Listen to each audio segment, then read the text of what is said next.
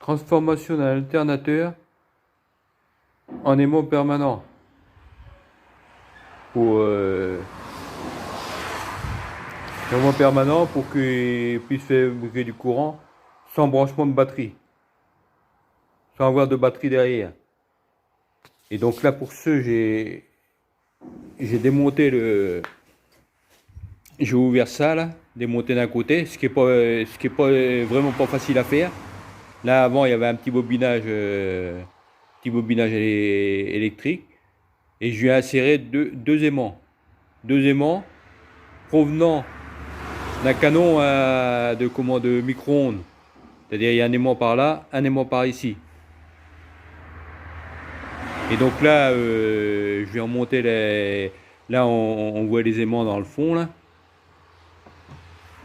Donc ils sont mis côte à côte, c'est des aimants circulaires.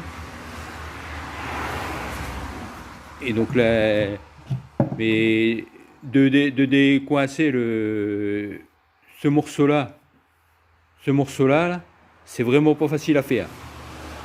Mais bon, bah ça s'est fait.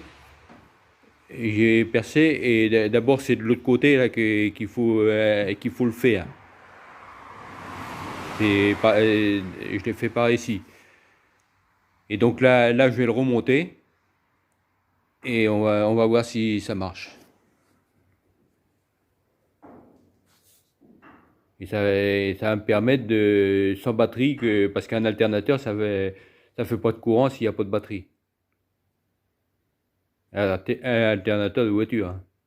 Donc là, je reprends. Et pour faire voir que c'est aimanté, là. Vous voyez? Voilà.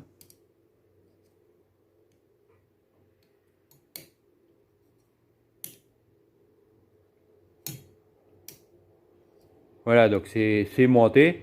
Et normalement, normalement, il doit fournir du courant. Par contre, et le problème que ça a, c'est que c'est pas réglable parce que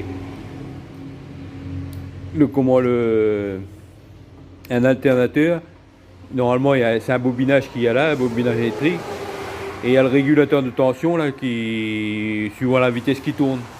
Là, il faudra que la vitesse soit régulée bien pour avoir le voltage désiré.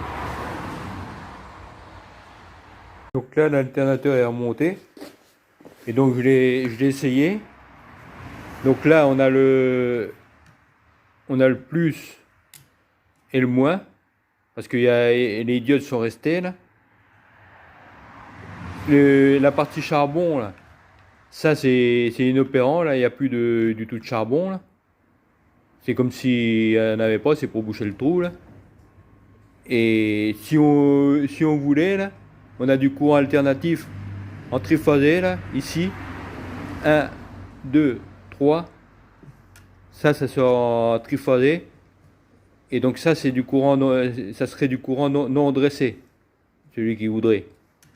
Alors pour pouvoir des fois s'en servir en moteur, avec un onduleur, il y en a certains qui font ça sur internet là.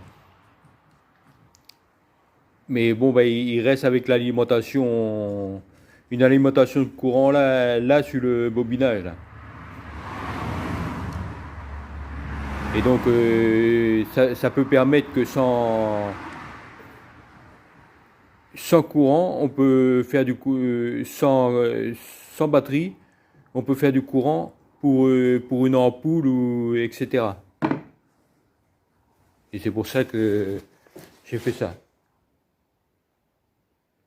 Et donc à voir ce que je vais en faire. Parce que apparemment, il faut qu'il tourne assez vite. Il faut que ça tourne assez vite pour allumer l'ampoule. Ça fait pas comme un. Donc sûrement qu'il y a un peu de perte.